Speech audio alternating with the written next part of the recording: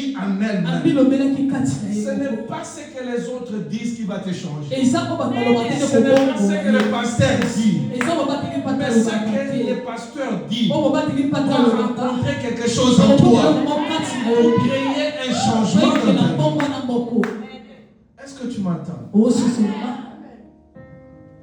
Beaucoup ont touché Jésus. Et le toucher de cette femme était un toucher avec un besoin. Alléluia. Qu'est-ce que tu veux? Que veux-tu? Et qu'est-ce que tu dis en toi-même?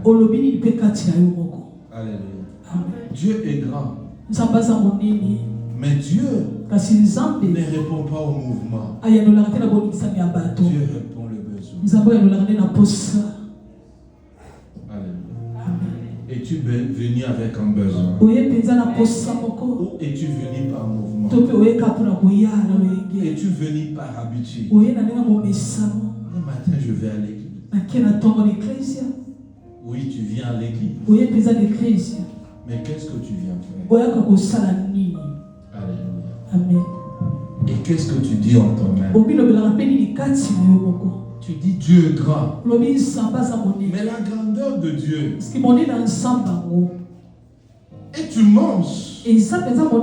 Mais à chacun de nous, cette grandeur est définie en toi.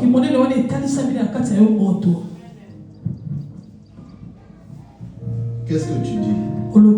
Dieu est incolore. N'est-ce pas? Il est comme l'eau. C'est incolore. Mais si je prends un verre rouge et je mets de l'eau à l'intérieur, et quand tu regardes, tu vois l'eau à quelle couleur? Rouge, hein? Tu ne regardes pas de l'eau, tu regardes le verre. Tu vois l'eau à quelle couleur? Rouge. Pourquoi? Parce que les récipients a la couleur rouge. Dieu prend la couleur que tu lui donnes. C'est comme cela que nous pouvons venir tous à l'église. Il y a des gens qui pensent que Dieu peut leur donner 1000 francs. Mais il y a d'autres qui pensent que Dieu peut leur donner des millions. Dieu va répondre par rapport à tes besoins, à la définition que tu lui donnes. Comment définis-tu ta vie? Comment tu définis Dieu? La façon dont tu le définis, c'est la façon dont il va agir. Je ne sais pas, je n'ai pas encore commencé ma prédication. Je veux juste, quand j'aurai ton attention, je saurai que j'ai ton attention. Tu me comprends? La foi n'est pas ce que tu dis. La foi, c'est ce que tu fais. Et comme tu le définis, d'abord, comment tu définis la foi? C'est quoi? Qui peut me donner la foi?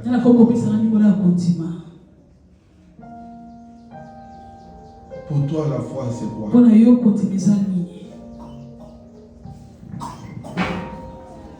Personne ne me répond.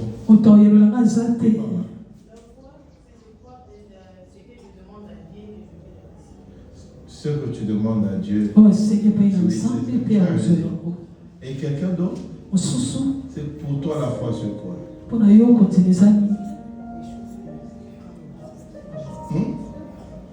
ne dis pas là-bas, tu me réponds ici, c'est moi qui pose la question. Là, c'est ce que tu disais. Oui, la foi c'est la démonstration. Ça c'est la Bible qui le dit. C'est ce que la foi est. Comment tu le définis? La foi c'est avoir confiance au caractère et l'habilité de Dieu. Tu me comprends? C'est avoir confiance au caractère et à l'habilité de Dieu. C'est ce que je veux dire.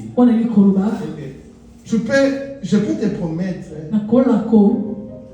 10 000 francs. 10 000 francs. Mais quand tu viens, et quand est-ce que tu regardes, est-ce que le pasteur a 10 000 francs que ça? Tu comprends? Tu regardes, mais regarde. Tu crois que je n'ai pas l'habilité de Dieu. Ou peut-être tu me prêtes 10 000. Demain je te donne. Tu me prêtes encore 10 000. Je te les donne. Tu me prêtes 20 000. Je te donne. Tu as confiance maintenant à mon caractère. C'est-à-dire la Futaranyongo. Vous savez. Maintenant je te demande de me prêter $20 000. Maintenant tu regardes. Mais $20 000 donc tu fais confiance à mon caractère. Tu ne fais pas confiance à mon habilité. Tu comprends? C'est-à-dire, tu sais que mon caractère, dans mon caractère, je paye souvent les dettes. Mais l'habilité, est-ce que j'ai de moyens pour te remercier de 20 000? C'est ça le problème. Mais il y a d'autres aussi qui sont réputés à ne pas payer. Il peut avoir l'habilité.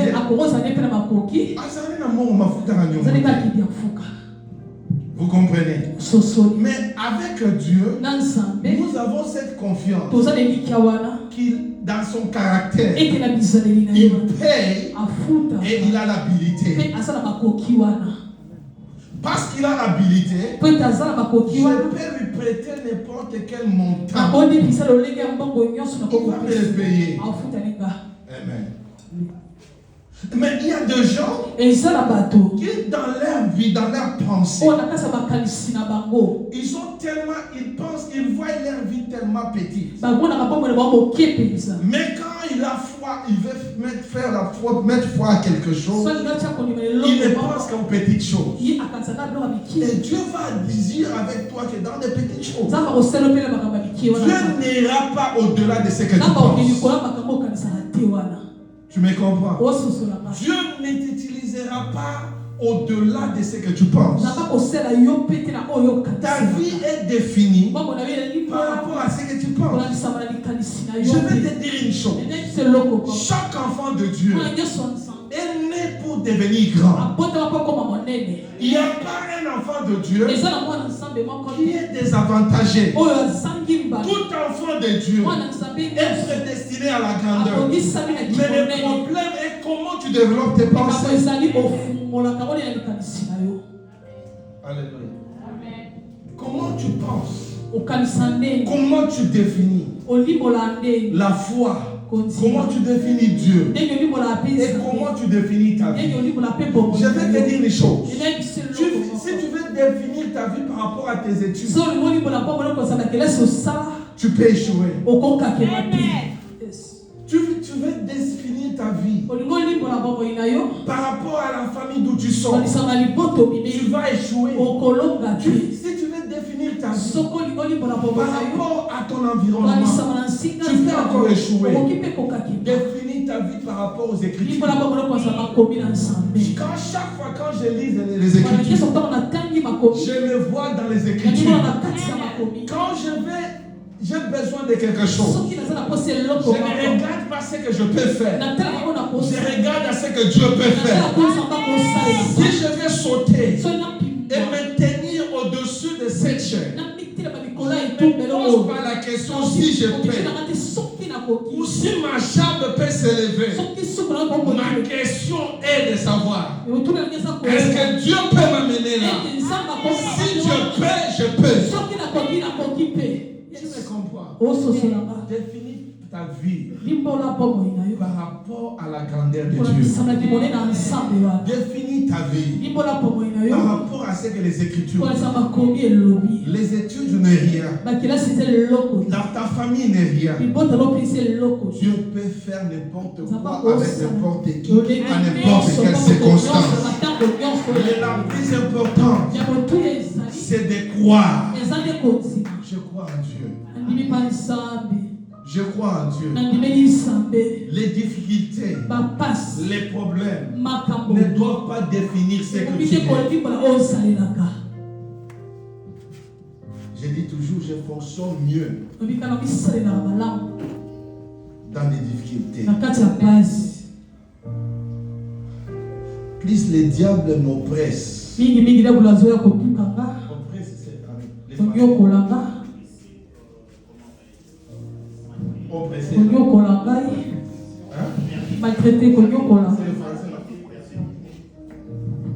Plus le diable me fait pression, plus je fonctionne mieux. C'est dans des difficultés que je fonctionne bien. Plus il y a la pression, plus je prie. Plus il y a la pression, plus je fais sortir le meilleur de moi. C'est ce que nous sommes. Plus que le diable t'oppresse, te fait pression, te persécute, plus tu dois amener le meilleur de toi. Plus tu te manifestes. Alléluia. Plus Jacob s'est retrouvé dans des difficultés, le meilleur de lui, sa destinée, s'est manifesté. Alléluia. La Bible dit que Isaac, après avoir marié sa femme, ils sont restés 20 ans sans enfant. La Bible dit qu'il a prié à Dieu. Parce que dans leur famille, ils avaient un problème. Alléluia. Dans leur famille, dans leur lignée, il y avait un problème. De par le père d'Abraham, quand tu lis les généalogies des gens, la Bible dit en 30 ans, celui-ci agendra. À 25 ans, agendra. Mais quand ça vient autour du père d'Abraham, Aram, la Bible dit qu'il a engendré Abraham à l'âge de 70 ans. C'est-à-dire qu'il avait déjà un problème d'avoir les enfants en retard. C'est la même chose avec Abraham, qui après que Dieu l'ait appelé, il a entendu 25 ans pour qu'il puisse avoir l'enfant. Et Isaac s'est marié, il a entendu 20 ans pour avoir l'enfant. Et quand il a eu les enfants, la Bible dit Rebecca était enceinte. Et pendant qu'elle était enceinte, elle avait des douleurs, des problèmes. Dans ces douleurs, elle s'est mise à pleurer, à prier. Elle s'est mise à prier. C'est pourquoi j'ai dit, plus il y a la pression de l'ennemi, un enfant de Dieu, plus les diables plus tu te sens dans la prière. Ne montre pas quand le diable est en train. Plus il te persécute, toi tu descends. Plus parce que tu descends, tu vas bondir. Tu vas remonter. Et Rebecca était en train de prier. Pendant qu'il priait, la Bible dit, Dieu lui dit, dans ton ventre, il n'y a pas des enfants. Dans ton ventre, il y a des nations. Je vais te dire ce matin, les difficultés que tu es en train de traverser, parce que ce que tu portes en toi, ce n'est pas seulement une bénédiction pour toi, pour ton foyer, mais ce que tu portes en toi, c'est une bénédiction qui va changer le nom de toute ta famille. difficultés peuvent définir. Peuvent dire ce que tu es. Quand Rebecca pleurait de douleur, Dieu lui dit, cette douleur-là, c'est parce que tu portes dans ton sein non pas seulement des enfants, pas un, mais tu portes des nations. Alléluia. Si tu vois parfois les choses être difficiles, c'est parce que Dieu t'appelait à une grande destinée. Alléluia. Parce que Dieu t'appelait à une grande destinée. Ce que les autres reçoivent facilement, toi il faut que tu gênes. Toi il faut que tu pleures. Toi il faut que tu attendes les années. C'est parce que ta destinée est plus grande que ce que tu le penses. Alléluia.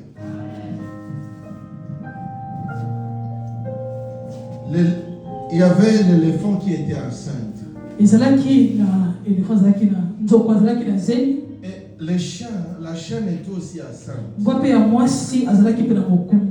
Après quelques mois, la chienne a délivré ses enfants. Les enfants ont grandi. Elle est encore enceinte. Elle a encore engendré. L'éléphant. Il dit à l'éléphant, mais tu n'étais pas enceinte. J'ai eu des enfants. Ils ont grandi. Ils ont des enfants. Moi j'étais encore enceinte. J'ai encore eu des enfants. Mais toi au juste, tu n'es pas enceinte. L'éléphant dit, écoute petite, ne joue pas avec moi. Parce que ce que je porte ici ne sont pas des petites peut-être. Ce que je porte ici, c'est quelque chose. Quand ça va sortir, quand ça se mettra dans la rue, tout le monde va admirer. Pour regarder. C'est-à-dire la salle de l'éléphant prend du temps. Parce que ce ne sont pas des poupettes. C'est la réelle chose. Quelque chose qui quand ça se manifeste, quand ça passe ici, les véhicules doivent s'arrêter. Si ça tarde, si c'est difficile, c'est parce que c'est grand. Dieu dit à Rebecca, tu portes dans ton sang une nation, mais les petits dominera sur le grand. Rebecca a gardé la parole. Et quand les enfants sont sortis, les enfants grandissent. Un jour, Isaac, la Bible dit Isaac est devenu vieux. Ses yeux ne voyaient plus. Tu vois, des hommes, des patriarches, ils étaient l'image même de Dieu. C'était la représentation de Dieu lui-même. Alors Isaac, devenu vieux, la Bible dit il ne pouvait plus voir. Il dit à son fils Ishmaël, Esaü, il dit va me chercher un gibier, prépare-le comme j'aime, amène-le-moi, je mangerai, mon âme serait dans le jour, je te bénirai. Je me demande quel est ce père pour bénir son fils. Le fils l'amène à moi. Mais pendant qu'il le disait, Rebecca, elle vient chez Jacob. Il dit, écoute ce que ton père a dit. Mais moi je te dis, va derrière la maison. Prends les deux agneaux. Amène-le-moi. Je vais les préparer comme ton père. Et Et je vais te les donner. Tu iras vers ton père et il te bénira. Tu vois, Isaac, quand il est devenu vieux, aveugle, c'est l'image même de Dieu dans notre temps, dans les temps de la grâce.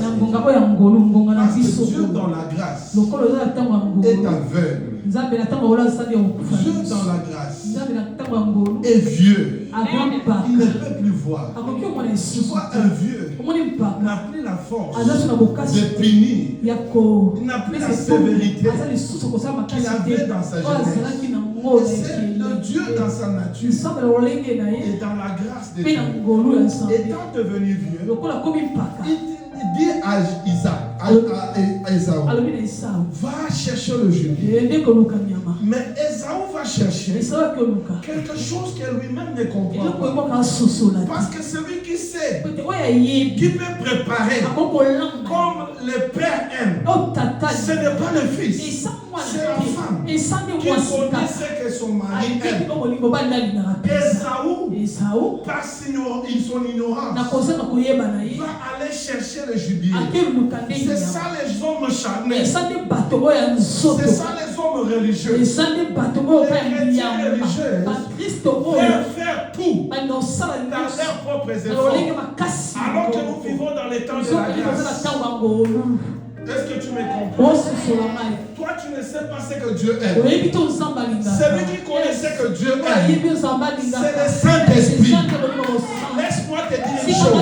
L'homme est esprit. L'homme n'est pas charnel. Ton erreur, c'est que tu prends la vie d'une manière charnelle, d'une manière physique, alors que la vie est spirituelle.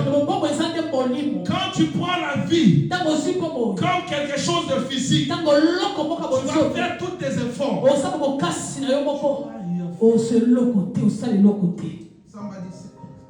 Quelqu'un peut répéter après moi la vie est spirituelle.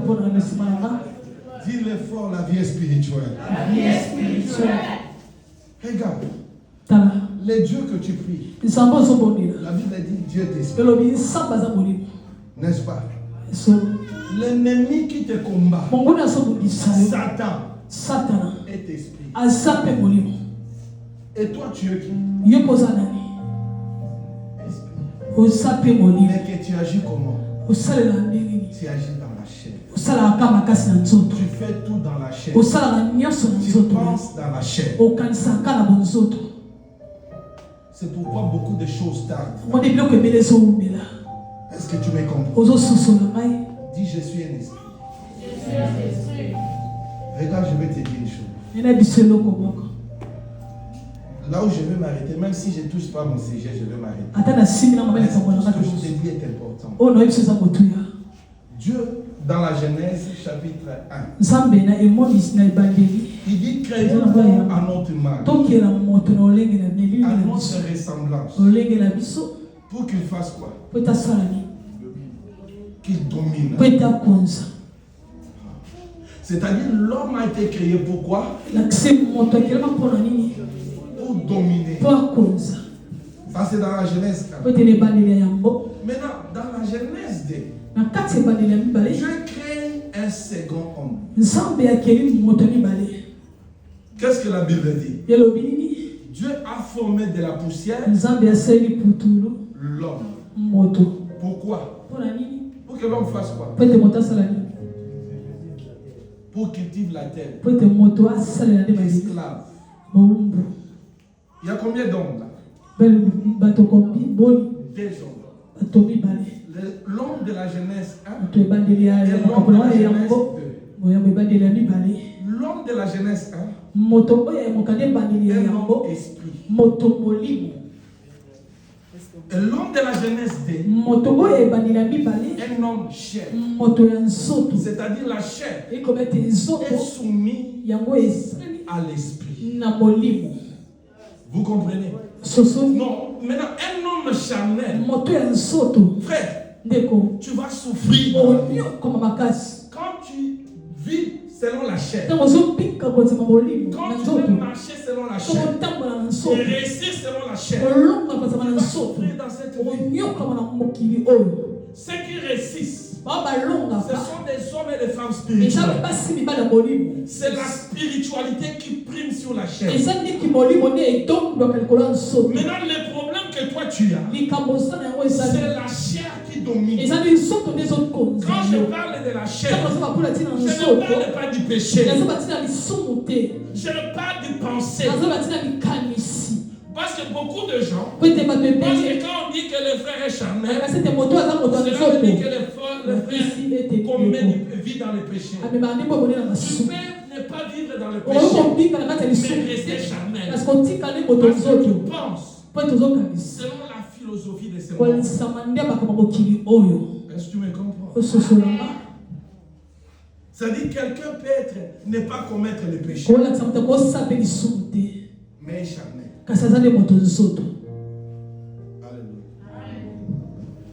Quelqu'un peut avoir des faiblesses, mais spirituelles. C'est pas la façon dont tu penses. Il y a des personnes en toi. Tu es l'homme esprit, l'homme charnel, l'homme corps. Qui tu privilèges? Alléluia. Moi je crois que je suis un homme esprit. Je suis spirituel. C'est-à-dire tout problème. Le prophète a dit ici, il n'y a pas d'hasard. Il n'y a pas de coïncidence dans les choses de Dieu. En réalité, dans la spiritualité, il n'y a pas tout ce qui arrive. J'essaie de le voir avec l'aide de l'esprit. Toute personne qui m'approche, je vais voir la réalité de cette personne en esprit. Cela ne veut pas dire que je regarde si les sorciers. Mais quand tu m'approches, depuis que je t'ai connu, qu'est-ce que je vois autour de moi? Qu'est-ce qui se réalise? Si je vois que cette personne, depuis qu'elle est entrée dans ma vie, je commence à perdre. C'est-à-dire je comprends que cet homme ici et les cercueils, c'est comme un cimetière. Il y a des hommes et des femmes cimetières. Dès qu'il arrive dans ta vie, tu commences à perdre. Tu n'avances plus. Il y a des hommes qui entrent, ils ferment ta destinée avant que tu réalises. 10 ans est passé, tu n'as rien fait. Dès que vous vous séparez, tu réalises que toute la vision que tu avais de ta jeunesse est partie. Amen. Parce que Dieu est charnel. Un homme esprit écoute l'esprit. Il agit selon l'esprit. Cela dit toutes ces circonstances, je cherche à les résoudre. Parce que quand tu échoues dans le physique, c'est que dans le spirituel tu as échoué. Alléluia. C'est que ton esprit n'a pas reçu. Ton corps, dans le physique, même si on te les donne, tu vas les perdre si spirituellement tu es pauvre. Même si on te donne des millions de dollars, on peut revenir des ans après. On te trouve pauvre. Parce que dans l'esprit, tu n'as pas réussi. Regarde Ésaü. Est allé chercher quelque chose qu'il ne sait pas faire. Alors que c'était seulement derrière la maison. La mère dit à Jacob, tourne derrière. Toi et Amen. Alléluia. Et quand elle l'a amené, la maman a préparé. Et il l'a donné. Il est allé lui donner à son père. Le père a mangé. Je ne veux pas aller là dans le détail. Mais quand Ésaü est venu, la Bible dit, il a élevé sa voix, il a crié. Et il est resté avec haine. Et ses parents ont vu que sa haine. C'est sa maman qui a dit. Il a fait fuir Jacob. Jacob est parti. 21 ans après, il a prospéré là, il a il était. Il a eu des enfants là où il était. Il a eu des femmes là où il était. Là, il a décidé un jour de rentrer. Pendant qu'il rentrait, la Bible dit, arrivé dans un point, on lui dit que son frère Ésaü est en train de venir. Et Jacob a eu peur. Amen. Amen. Jacob a eu peur. La Bible dit, il a divisé des groupes. Il a réparti dans sa femme, ses femmes, ses serviteurs, avec des biens, avec des cadeaux, d'aller donner à Ésaü pour apaiser sa colère. Mais Ésaü était toujours en train de venir. Jacob s'est dit, divisez-vous. Si Ésaü attaque ces hommes, c'est la fuiront. S'il attaque ces groupes, c'est la échappe. Et la Bible dit, Jacob est resté seul. Je vais te dire, ma soeur, les problèmes que tu n'arrives pas à résoudre aujourd'hui, demain, ça peut devenir très grand que tu sois. Est-ce que tu me comprends? Les problèmes que tu ne sais pas résoudre, ça peut devenir grand. Il faut savoir résoudre tes problèmes. Oh, écoute-moi, église. Jacob est parti seul parce qu'il fuyait les problèmes, les conflits qu'il pouvait résoudre avec son frère. Le même jour-là, ou pendant ce temps-là, mais il n'a pas résolu le problème. Il a fui.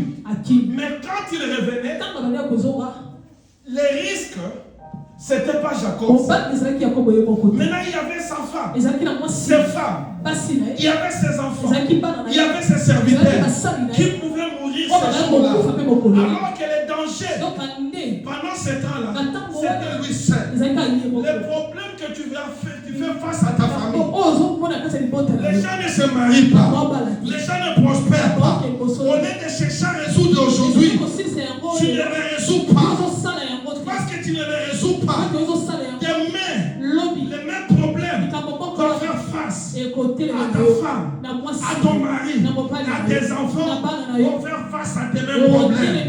Les problèmes de la sorcellerie dans ta famille. Quand on te dit à prier, venez prier, venez gêner, tu prends à la légère. Demain, ça peut devenir un grand problème. Il va affecter toute ta famille. Les innocents qui n'étaient pas là, les enfants qui ne sont pas encore nés, vont passer dans le même problème que toi tu pouvais résoudre aujourd'hui. Que toi tu peux résoudre aujourd'hui. Est-ce que tu me comprends? Jacob n'avait pas encore des enfants. Il n'avait pas encore de femmes. Maintenant, ces femmes devaient faire face à la mort, aux batailles, au combat que leur père a échappé.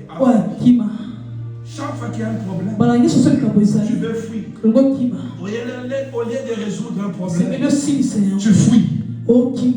Tu commences une relation. Quand il y a des conflits, au Kachokimi, toute ta vie tu seras en train de fuir. Alléluia. Au point que même tes enfants seront victimes de tes combats. Est-ce que vous me comprenez? Quand il faut prier, c'est maintenant qu'il faut faire les réels combats spirituels. Avant que tes enfants deviennent victimes de la sorcellerie de ta famille. Alléluia.